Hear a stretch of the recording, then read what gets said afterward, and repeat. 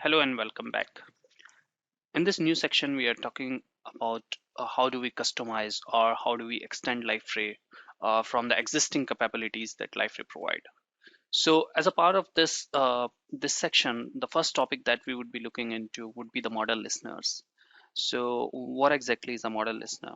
So, everybody knows about hibernate entities, right? So, whenever there is an entity, you can perform some sort of action while that entity is either created, either updated, or that entity needs, or you want to perform some action before you actually process that object or you kind of update that object. So similarly, we have something known as model listeners in Liferay. So that's what we are going to implement. So to start with, we will create a new project. So I can go over here, file, new Liferay module project. Now by default, Liferay doesn't provide uh, a build type of uh, this listener. Either what you can do is you can utilize as your existing project, some of the existing project that you have, and you can build your listener into that, or you can create a different project for that and put your all listeners into that. Basically what I use is a bit of a hack that I use to create a project. So what I do is I utilize there is something known as bundle activator. Just give me a second, let me find that out. Yeah, activator. So I'm gonna just put it as my model listener, and then I'll just say finish. But I'll just put, rather than an activator, I want it as a listener. And the thing that we are gonna change is user model listener. So I'm just gonna put that and let the package be like that. All right. So this is gonna create the project, and Gradle refresh is gonna bring our project over here.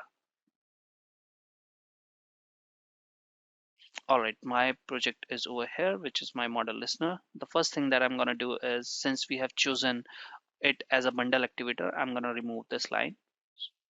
Now, my project is a basic project, which is just an OSGI module now. Now, I'm going to go in and make some changes over here. Since this is not a bundle activator, I'm just going to remove this, and I'm going to do this also. So this is my user model listener. Now, the first thing that we need is a couple of things.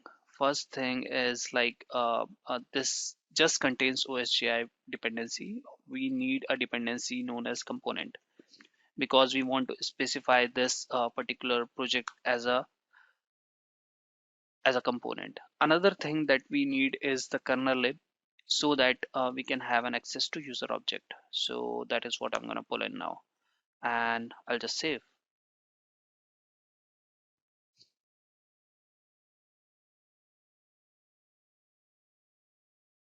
All right, so I should be having things over here. So the first thing that we need to do is we need to extend something which is known as base model listener. Now over here, the type would be user. Okay. Now what we have done over here is that we have kind of tried to extend this file, which is base model listener, and over here we have tell that this is the type of object which is known as user. Okay. So now what we are going to do is we are going to do configuration in this, which is that we are going to specify this as a component, and the service type that we are going to use is model listener. Okay, I have just copied something. Okay, service is equals to model listener. Service is equals to model listener dot class. Now just to do a control shift O.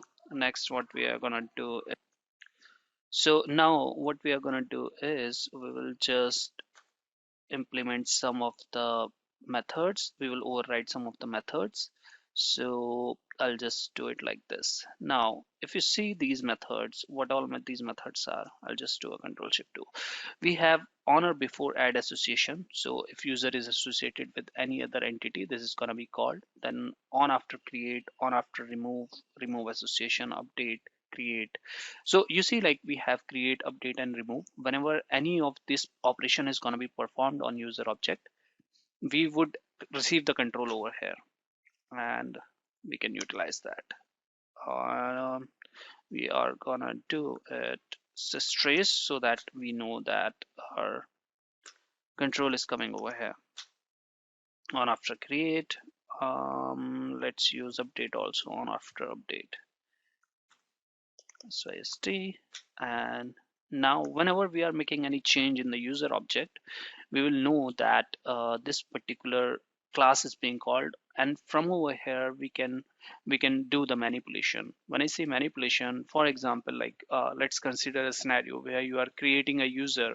As soon as a user is created, what you want is that along with the user tables, you want an entry to be sent out to your custom table also.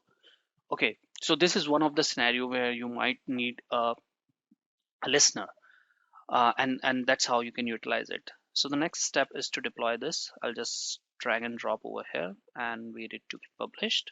Meanwhile, let's look at the console what it says.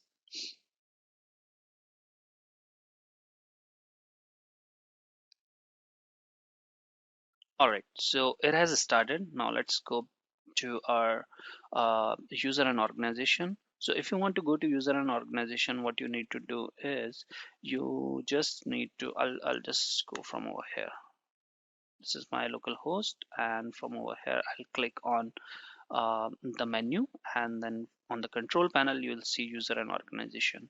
So this is the, it contains the list of the users that you have in Liferay. So I have one user, which is this Samo user. I'll just update this user saying that this is a test comment. And we see, like, as soon as I am gonna save this, what should happen is that this on after update should be called. So on after update, it should be called. We'll just click on save and go back to our file. We'll see that we have user model listener dot on after update. So this model listener activator dot on after update is something which I was doing a test earlier. So that module is also sitting out somewhere. That's why it is being called. So that's how basically what you can do is you can create your model listeners and make the manipulation with live phrase entities. Thanks a lot for tuning in. Bye bye.